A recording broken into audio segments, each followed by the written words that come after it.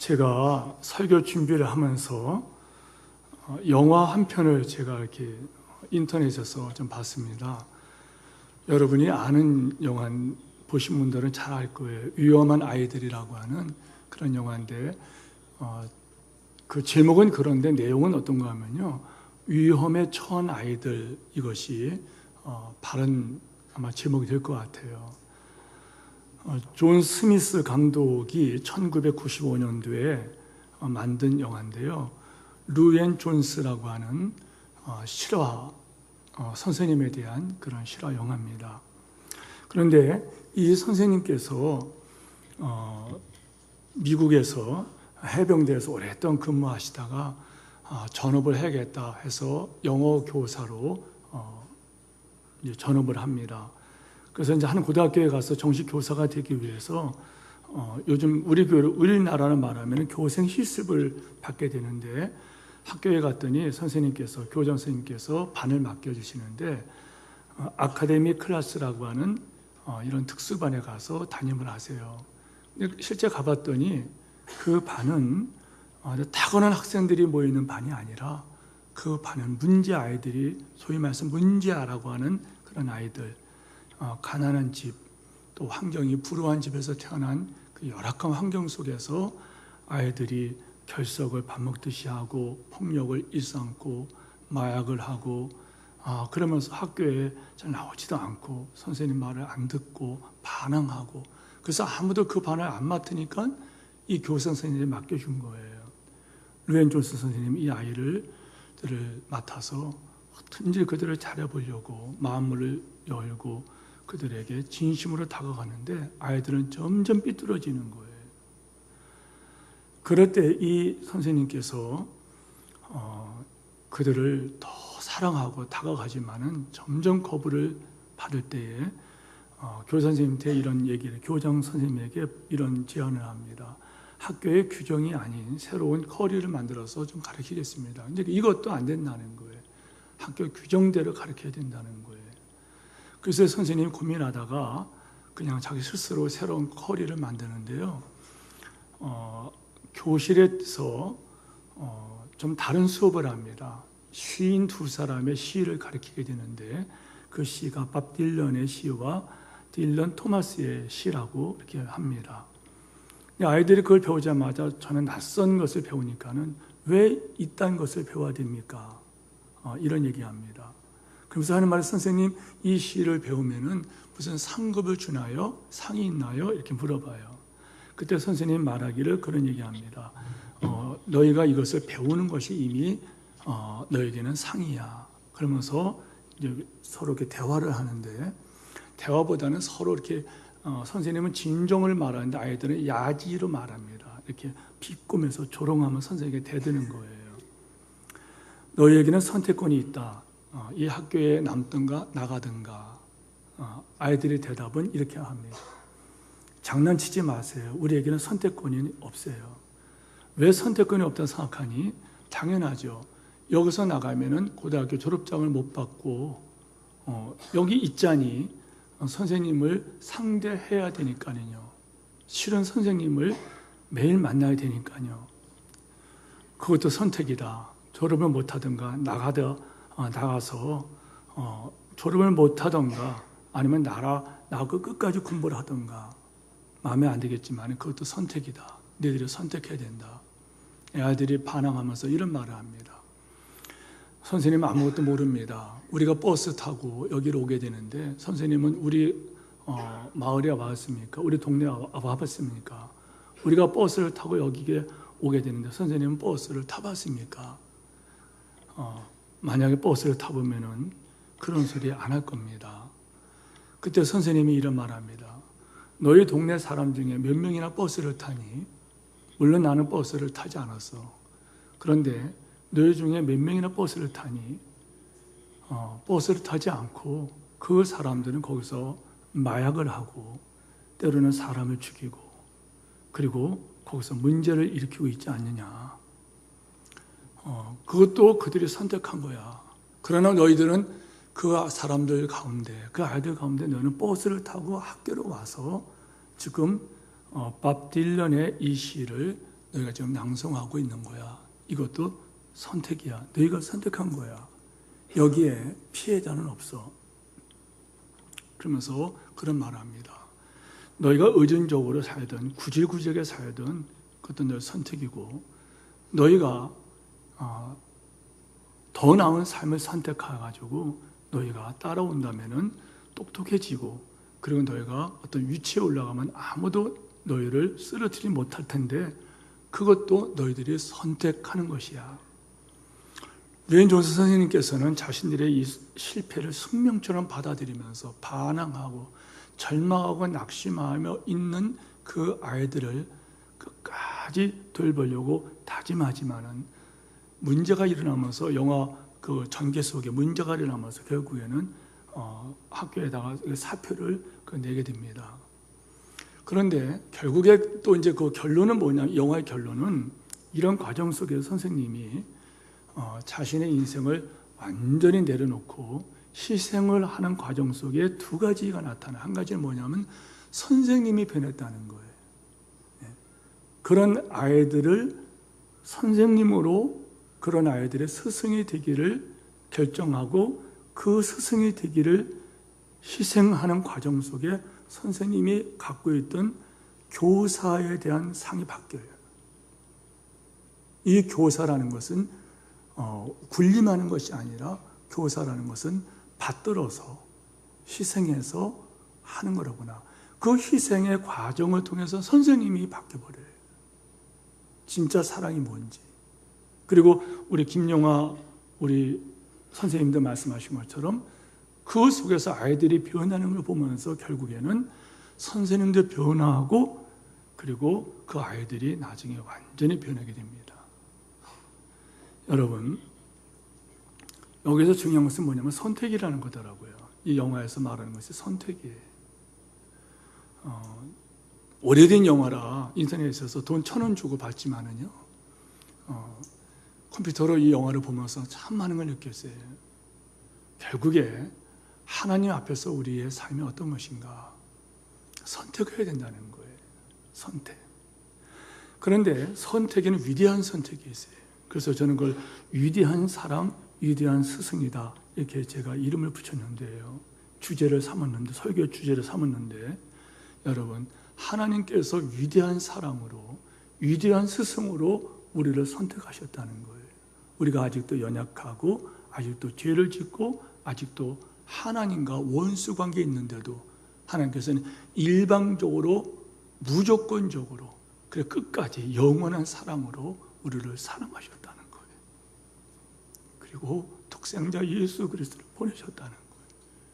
그리고 십자가에 못 박아 죽으심으로 우리에 대한 그 대가, 죄값을 치러주셔서 이제는 예수하는 사람은 결코 정죄가 없고 죄와 사망의 법에서 우리를 해방시켜 주셨다는 거예요. 이 위대한 사랑, 위대한 스승이 누굴까? 스승의 줄이기 때문에 저는 우리 하나님을 그렇게 부르고 싶습니다. 그러면 오늘 교사가 누구냐? 적어도 세상 교사들은 어떤 대가를 요구하지만은 대가를 때문에 안 하는 거 아닙니까? 그러나 주일학교 교사, 주일학교 교사들은 대가가 없어요.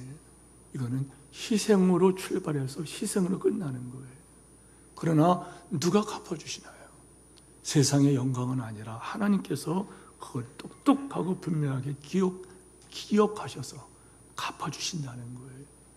교회에 많은 직분들이 있지만은 여러분, 귀한 게 뭐냐면 사도 바울이 고린도서 15장에 그런 말을 하죠. 내가 받은 것을 너에게 전달한다, 이렇게 말을 해요. 내가 받은 것은 너에게 전하노니, 그리스도께서 성경대로 그리스도께서 우리의 죄를 죽으시고 장사제물만 되었다가, 그리고 땅에 묻히시다가 다시 3일 만에 다시 부활하사, 성경대로 다시 부활하사. 사도 바울은 그거를 전달받았다는 걸 말해요. 교사가 뭔가요? 하나님 말씀을 전하는 사람들이에요. 그래서 여러분, 교회에서 가장 귀한 직분이 뭐냐? 교사들이에요. 교사. 가장 귀한 직분이 뭐냐? 그 교사의 직분을 감당하도록 하나님께서는 교회에 많은 기관들이 있는 거예요. 하나님 말씀을 받아서 전달하는 거예요. 저도 예수 안 믿는 가정에 태어났는데 누군가 하나님 말씀을 저한테 전해줬어요. 그리고 그 말씀을 받았고, 그래서 구원받고, 그리고 이 말씀을 전하는 부르심에 순종하여 목사가 되어 이 말씀을 또 전하고 있다는 거예요. 그러므로 교회에서 우리 교사들을 소중히 알아야 돼요. 그리고 아까 최성재 집사님 말씀하신 대로 거룩한 부담감이 있을 때에는 여러분이 내가 만난 그 하나님을, 그 사랑을 나도 전하리라. 여러분 목회자가 되시건 아니면 여러분 교사가 되시건 여러분이 거룩한 그 하나님의 그 부르심, 그 부르심의 부담감을 갖고 여러분이 순종하셔야 된다는 거예요. 사람은 누구를 만나는가 중요합니다. 내가 어떤 사람이 되는가, 이거는 결국에 내가 누구에게서 무엇을 배웠느냐, 이걸로 만들어지는 것이 아닙니까? 여러분, 만남의 이야기가 성경의 이야기라 그런 말이 있습니다. 하나님과 우리의 만남이 우리 인생이 바뀌어지잖아요. 그리고 광야 인생길에 하나님께서는 우리를 만나 주셨고, 하나님께서는 우리 이웃을 만나는 그런 이야기들, 이 성경의 이야기인데, 인생길에 누구와의 만남이었나? 성경에서는 만남 때문에 복받은 사람들, 만남 때문에, 잘못된 만남 때문에 저주받은 사람들의 이야기가 성경에 가득합니다. 성도 여러분, 한 남자가 한 여자를 만날 때 어떤 여자를 만나느냐, 한 여자가 어떤 남자를 만나느냐 하는 것은 여러분 그 남은 생애를 살아갈 때 지대한 영향을 미치지 않습니까? 내가 어떤 부모 밑에서 태어나느냐가 여러분 내 일생을 좌우하는 중대한 역사, 어떤 그런 계기가 되지 않습니까? 내가 어떤 부모에게 태어나느냐. 성경에는 만남의 이야기들이 많이 있습니다. 여호수아는 여러분 모세를 만났죠. 모세와 여호수아의 만남은 너무나도 아름다웠고, 여호수아가 여호수아 된 것은 바로 이 만남이었다는 거예요. 엘리사는 엘리야를 만났고, 엘리야를 만났기 때문에 엘리사가 만들어져요. 룻에게는 나오미가 있었고요. 우리가 잘 아는 여러분 사도 바울은 디모데를 양육하지요. 디모데는 우리가 잘 아는 사도 바울을 만났기 때문에 그 생애가 달라집니다. 하나님이 주신 복 중에 가장 큰 복이 뭐냐? 좋은 만남의 복이라는 거예요. 좋은 만남의 복. 그래서 여러분들에게 제가 부탁합니다. 특별히 여기 자녀를 두신 분들, 우리 부모된 입장에서는 여러분 자녀들, 내 자녀에게 좋은 만남을 허락해달라고 기도하기를 주의 이름으로 축복합니다. 그 좋은 만남을 달라고 이렇게 말하니까 우리 애들 다 결혼했는데 시집가고 장가갔어요. 여러분 괜찮습니다. 저는 자녀들에게 특별한 뭘 해주지 못하지만은 제가 기도할 때마다 늘 기도하는 게 있어요. 하나님, 우리 아이, 우리 둘째 아이, 그 가정이 하나님 이 땅을 살아갈 때 좋은 만남을 허락해 주세요. 좋은 사람과의 만남을 허락해 주세요. 목회를 할 거니까, 큰아들은 목사니까는 목회를 할 때 하나님 좋은 만남을 허락해 주셔서 하나님 영광을 크게 드러내는 도구로 사용해 주세요. 좋은 만남 허락해 주세요. 정말 눈물로 기도합니다.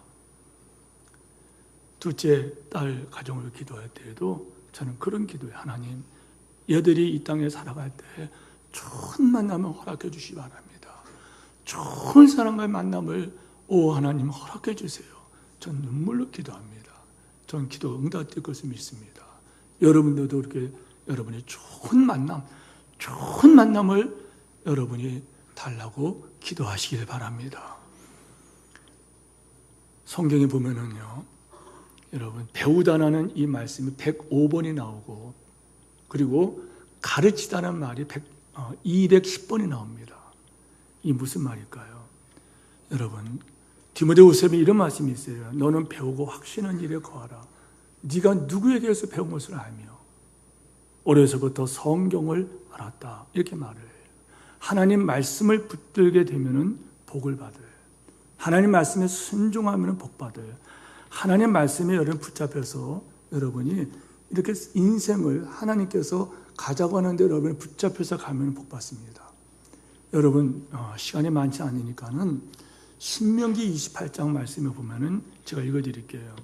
당신들이 당신들의 하나님 말씀을 귀담아 듣고 내가 오늘 당신들에게 명한 그 모든 명령을 주의 깊게 지키면, 하나님 말씀을 귀담아 듣고 그 말씀을 주의 깊게 지키면, 순종하면 주 당신들의 하나님이 당신들을 세상의 모든 민족에게 뛰어나게 할 것이요, 당신들이 당신들의 하나님 말씀에 순종하면 이 모든 복이 당신들에게 찾아와서 당신들을 따를 것입니다.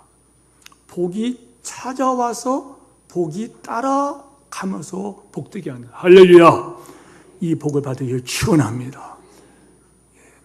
그래서 우리에게는 만남이 중요하다는 거예요. 하나님과의 만남은 우리에게는 복이에요. 좋은 교사를 만나는 것은 복입니다. 초등학교 때 만남의 그 현장에서 저에게 선생님이 한 분이 계세요. 고민정 선생님이라는 분이. 중학교 때는 정말 제가 힘들었어요. 학교를 그만 다닐까 생각도 했고. 그런데 그때 변대원 선생님이라는 분이 저에게 좋은 선생님이었어요. 고등학교 때 학교를 정말 몇 번이나 포기하려고 하는 그 자리에서 김북구 선생님이라는 분이 손을 잡고, 작은 권면이지만은 그분은 눈물이 많았어요. 손잡고서 양주 바른 곳에 가서 앉아서 손잡고 내가 너를 기도해 주겠다. 하나님께서 이 아이의 학기를 인도해 달라고 그렇게 기도해 주셨어요. 여러 말 하지 않았어요. 그러면서 그 선생님이 끊임없이 기도를 해주셨는데 그걸 잊지 못하게 했어요. 성도 여러분, 하나님 말씀을 하나님 말씀에 붙들리면은, 순종하면은 이 모든 복이 너희를 찾아와서 너희를 따라다닌다는 거예요. 이 복을 받는 여러분에게 축복합니다. 그런데 너희가 이 말씀을 불순종하면은 이 모든 저주가 너를 따라와서 너에게 저주를 퍼붓겠다는 거예요. 신명기 28장 15절 이하의 말씀으로 이어집니다. 성도 여러분, 설교를 마무리하면서 한 영상을 여러분에게 좀 보여드리려고 그래요. 이 영상에 나타난 미국 18세기 초 2명의 젊은이가 미국으로 이주를 합니다. 그런데 그들이 꿈꾸면서 배를 타고 심지어는 미국에 가는데 두 사람의 이름은 조나단 에드워즈 이 목사님과 맥스 주커스라고 하는 이분입니다. 그런데 맥스 주커스는 그 미래를 바라보면서 내가 이곳에서 큰 돈을 벌어갖고서 부자가 되어 내 자손에게는 가난을 떨쳐버리고 부유하고 그리고 행복하게 살도록 돈을 벌어야겠다. 그래서 뉴욕에다가 술집을 찾아서 열심히 일을 합니다. 결국 그는 그 소원대로 엄청난 돈을 벌게 됩니다. 그 자녀들에게 다 나눠줍니다. 반면에 조나단 에드워드는 내가 여기까지 온 것은 신앙의 자유를 찾아서 왔는데 내가 하나님 앞에 똑바로 살아야겠다. 하나님의 기쁨이 되어야겠다. 하나님 어떻게 기쁘게 드릴까 하다가 이 사람은 신학교에 가서 목사님이 되십니다. 그 세월이 흐릅니다. 150년이 지나 5대의 자손들이 태어난 후에 뉴욕 교육위원회에서 이 두 가문을 조사합니다. 왜 가문 조사하게? 조나단 에드워드 목사님은 여러분, 이 조나단 에드워드 목사님 때문에 미국의 대각성운동이 일어나고 미국의 기독교 국가 가치, 기독교 국가는 알지만은 미국 그러면 기독교 국가 이렇게 되지 않습니까? 이분 때문에 그렇게 된 겁니다. 이분이 우리나라 말하면 여러분 주규철 목사님, 손영아 목사님, 이성범 목사님 같이 그런 분이에요. 미국을 대각성을 일으킵니다. 이때 수많은 사람이 주께로 돌아오죠. 이분을 말. 그런데 또 한 아까 말씀드린 이 가정이 있지 않습니까? 나는 돈을 벌어갖고 해서 자녀들에게 유산을 물려주겠다. 맥스 주커스라고 하는 이 사람은 이 사람의 가정은 너무나도 어려운 가정이 돼가지고 자신뿐만 아니라 후손뿐만 아니라 그리고 미국 사회에 너무너무 암적인 이런 존재들이에요.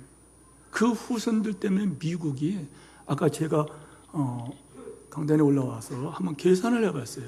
그 얼마인가 계산해 봤더니 이 후손들을 관리하는 미국에서 매년 쓰는 돈이 150억을 쓴대요. 그 후손을 관리하느라고 이렇게 해악을 끼치는, 돈으로도 해악을 끼치는, 사회에 말로 할 수 없는.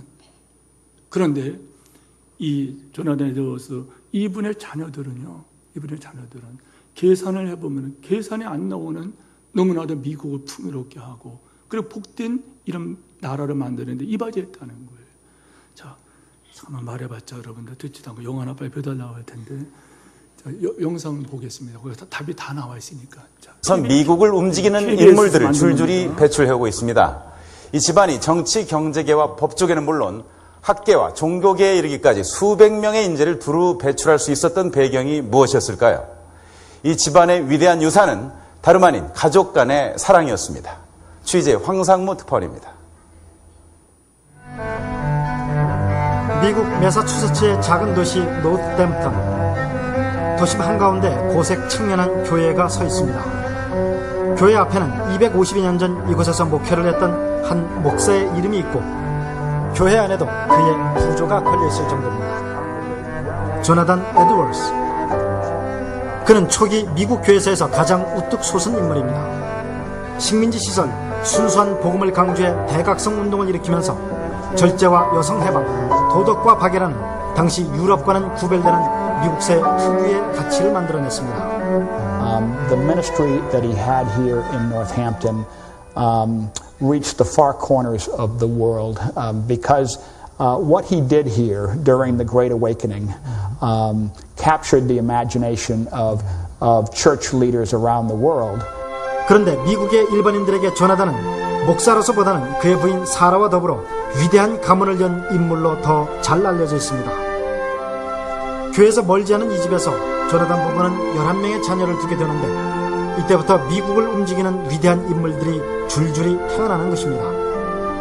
지금까지 8대를 내려오면서 부통령이 나왔고 주지사가 3명, 대학 총장이 13명, 인구 600만 이상의 대도시 시장이 3명, 장차관급 공무원이 82명, 변호사가 149명, 판검사 48명, 목사가 116명, 의사가 68명, 교수가 65명, 세계적인 사업가가 75명, 뛰어난 발명가가 25명이 탄생했습니다.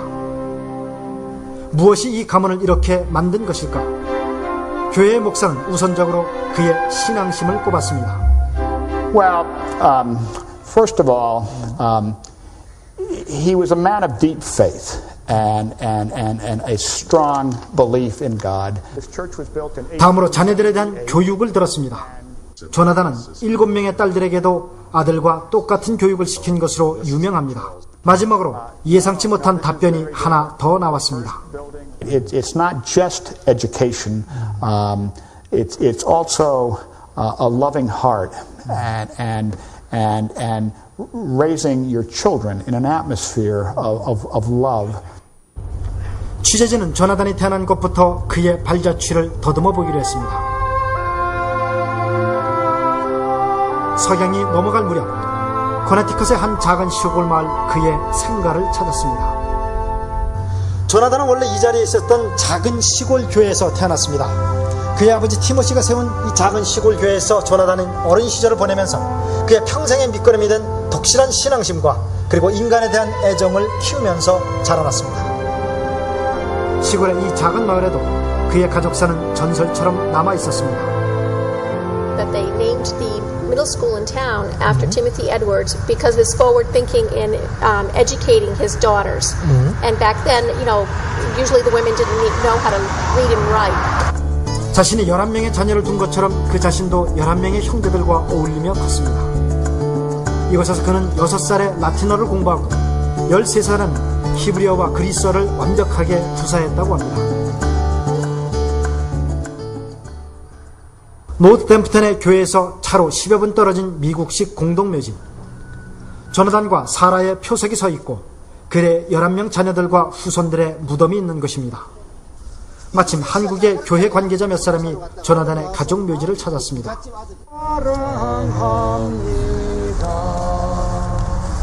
이 노래를 이분이 지었습니다. 미국에서 조나단 에드워즈의 생애를 연구하고 있는 한국인 선교사는 이 가문의 성공을 조나단의 말과 행동의 일치에서 찾았습니다. 그리고 하나 더, 부부간의 두터운 사랑이 자녀들의 바른 성장을 도운 울타리가 됐다고 꼽았습니다. 특별히 또 이제 조나단 에드워즈와 세라 에드워즈는 부부의 금슬이 좋기로 유명했었어요. 그래서 사람들이, 목회자들이 집 찾아오면은 그분들의 금슬에 반해서 조나단의 후손들 가운데 2명이나 이곳 예일대학교의 총장을 지냈습니다. 또 조나단이 그랬던 것처럼 그의 후손들 수십 명이 이곳 예일대학교를 다니고 또 여기서 교수직을 지냈습니다. 예일대 고문서 도서관에는 조나단이 성경을 일일이 옮겨 쓰고 꼼꼼히 주석을 달아놓은 필사본 책이 고스란히 보관되어 있습니다. 하지만 그는 이곳에서 단순히 신학자로서가 아닌 당대 최고의 교양인으로서 지식의 지평을 폭넓게 넓혀갑니다. 예일대에는 지금 조나단 연구센터가 있습니다. 그의 사상과 또 그의 가문의 놀라운 성공을 연구하는 것입니다.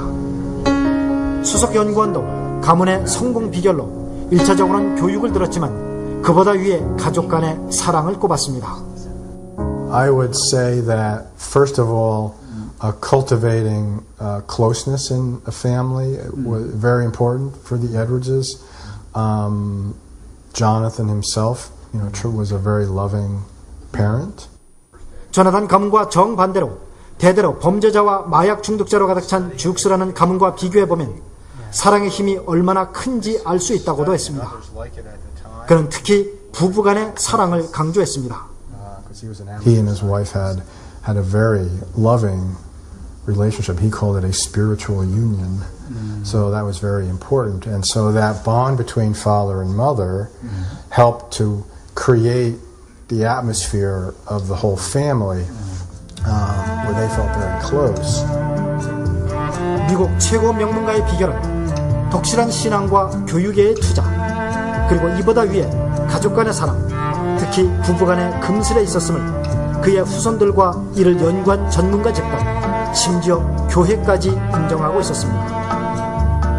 당대에는 별로 열매가 없는 것 같은데 갈수록 열매가 커져가지고 정말 세계적인 위대한 가문이 되는 걸 보니까 심는 대로 거둔다는 걸 우리가 알 수 있습니다.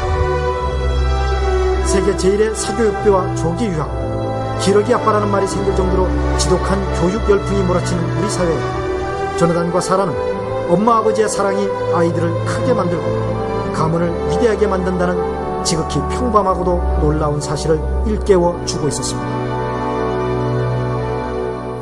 예, 저 짧은 동영상이 KBS에서 기독교에서 만든 게 아니고 KBS에서 만든 겁니다.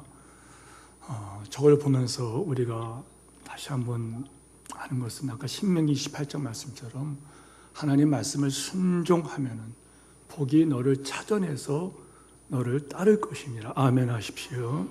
그래서 이 조나단 에드워드 목사님 가정은 여러분 150년이 지난 이후에 보니까는 엄청난 명문 가정이 된 거예요. 지금도 그 후손들은 미국에 아주 그냥 중심 인물이 됐다는 거예요. 자료들을 찾아보면서요. 그런데 아까 말씀드린 것처럼 맥스 주커스의 그 5대 후손, 이 자손들이 아까 나오죠. 2,000몇 명이라고 하는데 310명이 거지로 살다 죽었고 교도소에서 5년 이상 형을 받은 자손이 150명이고 그 중에 70명은 살인을 하고 사형당한 사람이 109명이고 창녀가 된 사람이 65명, 후손이 3분의 1이 정신병을 앓았고 절반 이상이 문맹자로 마약 사범, 알코올 중독, 범죄자의 길을 걸었고, 이거 뭐 말을 못해요. 그리고 미국에서 암적인 그런 존재, 막스 주커스의 그 사람이 없었으면, 그 후손이 없었으면 미국이 정말 좋은 나라인데 이 후손들 때문에 미국이 1년에 부담해야 될 돈이 1년에 $125만 된다고 통계가 말을 하고 있어요. 사랑하는 성도 여러분, 믿음으로 한 걸음 한 걸음 여러분 가시기를 축복합니다.